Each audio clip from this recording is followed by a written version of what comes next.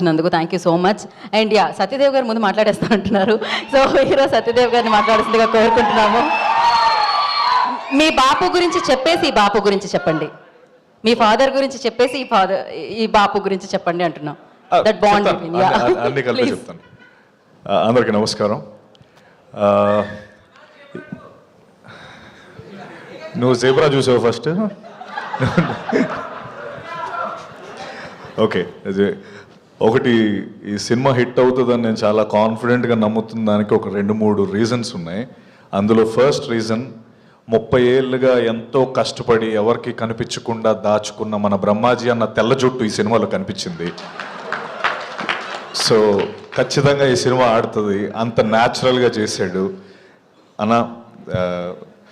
మన పక్కింటి మనిషిలా ఉన్నాడు అని నేను చెప్పచ్చు, ఎందుకంటే నిజంగా నా పక్కింట్లోనే ఉంటాడు ఆయన. సో పక్కింటి మనిషిలాగే ఉన్నాడు సినిమాలో. అలాగే రెండో విషయం ఏంటంటే, నిజంగా ఈ సినిమాని తన షోల్డర్స్ పైన వేసుకొని ఎంత రీచ్ తీసుకెళ్ళాలి, ఎంత తను నమ్మాడన్న విషయం అర్థమైంది. ఈ సినిమాని అంతా ప్రమోట్ చేశాడు బ్రహ్మాజీ అన్న. థ్యాంక్ యూ, నువ్వెంత నమ్ముతున్నావు అర్థమైంది అన్న.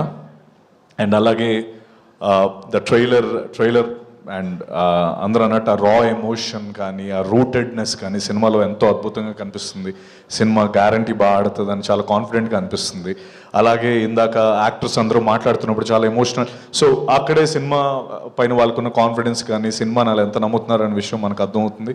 సో పేరున మణి, అభిత, ధాన్య బాలకృష్ణ గారు, శ్రీనివాస్ అవసరాల గారు, అలాగే సుధాకర్ రెడ్డి గారు, ప్రొడ్యూసర్ రాజు గారు, భానుప్రసాద్ గారు, మ్యూజిక్ డైరెక్టర్ ధ్రువ, మీ అందరికీ ఈ సినిమా ఒక మంచి క్యాన్వస్ వచ్చి ఇంకా ఎన్నో సినిమాలు చేయడానికి మీకు అవకాశం రావాలని మనస్ఫూర్తిగా కోరుకుంటున్నాను. అండ్ నన్ను దీనికి పిలిచినందుకు బ్రహ్మజన్న thank you very much. And అలాగే మా బాపు అంటే మా నాన్నగారితో నాకు definitely one of the greatest inspirations నాన్న నాకు. ఎందుకంటే 2-3 ఇన్సిడెంట్స్ ఉంటాయి. ఒకటి ఏంటంటే, ఒక టైంలో ఆయనకి మాకు ఎవ్రీడే ఈవినింగ్ అయ్యేటప్పటికి నాకు చెల్లికి ఒక బిర్యానీ ప్యాకెట్, తర్వాత 2 డైరీ మిల్క్స్ తెచ్చేవారు. అది మాకు ఒక ఆనవాయితీ అనమాట. ఒక తర్వాత నేను అరౌండ్ ఇంటర్మీడియట్ ఆ టైంలో నాకు తెలిసింది ఏంటంటే, మధ్యలో ఒక 2 years 1.5 year డాడీకి జాబ్ పోయింది. ఆ విషయం మాకు తెలియదు.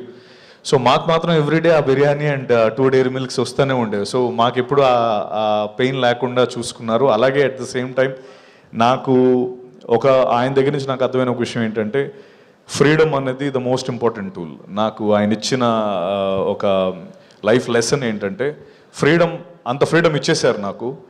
ఫ్రీడమ్ ఇచ్చేసిన తర్వాత నాకు రెస్పాన్సిబిలిటీ ఎక్కువైపోయింది. సో నేను దాన్ని మిస్యూజ్ చేసుకోకూడదు. మిస్యూజ్ చేసుకుంటే ఇప్పటివరకు ఉన్నది పోతుంది అన్న విషయం నాకు అర్థమయ్యి, నా లైఫ్లో కూడా నేను అదే ఇంప్లిమెంట్ చేశాను. ఆ ఫ్రీడమ్ని యూజ్ చేసుకుంటూనే ఇన్ఫ్యాక్ట్ నేను ఐబీఎంలో టీమ్ లీడింగ్ చేస్తున్నప్పుడు కూడా ఆ ప్రిన్సిపల్ వాడాను. నా టీంకి నేను ఏ రోజు కూడా ఎప్పుడు లీవ్స్ అంటే వాళ్ళు ఎప్పుడు లీవ్స్ అడిగితే లీవ్స్ ఇచ్చేవాడిని, లేకపోతే ఏదైనా ఇంకో షిఫ్ట్లో వస్తానంటే ఇచ్చేసేవాడిని. ఓ పాయింట్ ఎట్టుబడి అర్థమైందంటే, ఇంత ఈజీగా ఇచ్చేస్తున్నాడంటే మనం మిస్యూజ్ చేసుకుంటే దాన్ని వెనక్కి తీసేసుకుంటాడన్న ఆ థాట్ చాలా స్ట్రాంగ్ థాట్. అండ్ అది నాకు నేర్పించారు.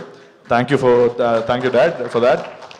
అండ్ ఇంకా చాలా ఉన్నాయి, మేబీ సడన్గా అడిగేటప్పుడు గుర్తు రాలేదు.